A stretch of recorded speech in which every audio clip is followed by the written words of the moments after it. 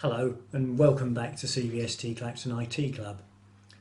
We've seen how to set up an email account and now we're going to see how we send emails and receive emails.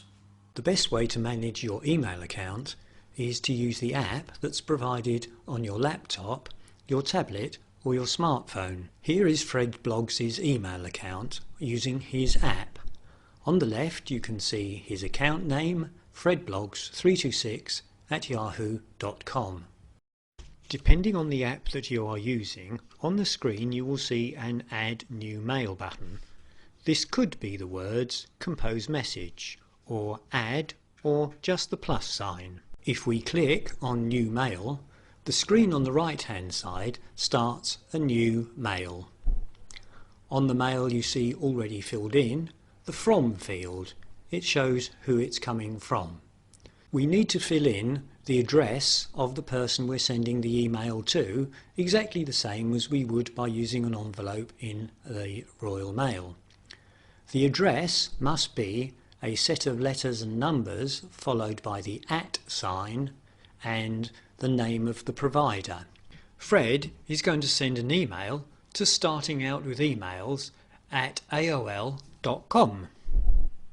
As you can see, as he starts typing, suggestions are made by the app of email addresses he has used in the past.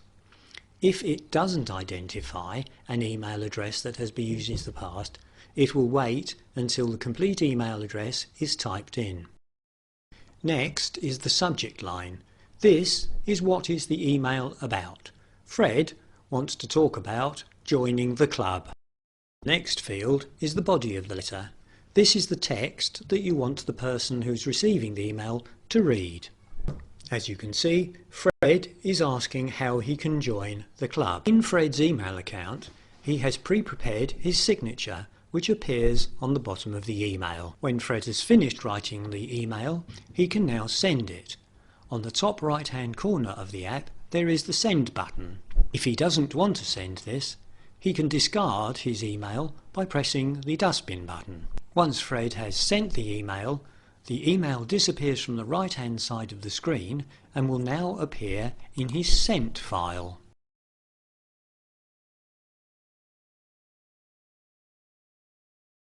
Most emails sent to you will appear in your inbox. There will be some that may end up in your spam or junk file. To read an email sent to you, select it from the list of emails by clicking on the line in the inbox that shows the header for the email.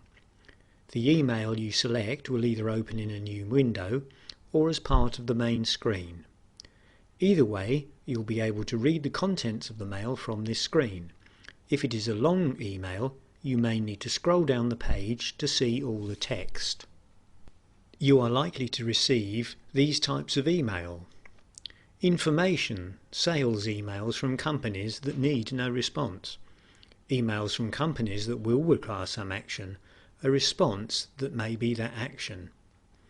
Emails from contacts, your friends and family, that may or may not require a response. You may get emails from unknown companies or persons that need to be dealt with carefully and should not be replied to until you are sure that it is not harmful to you or your device.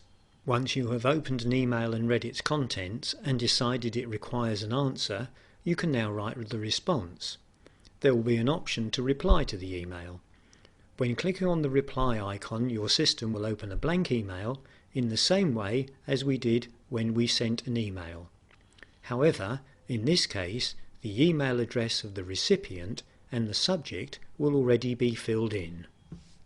All you will need to do is fill in the text of your reply and press send, as in composing a message earlier. Depending on the setup of your account, you will see the previous emails in this exchange each time you add another reply to the list. This means the whole conversation is always in one place.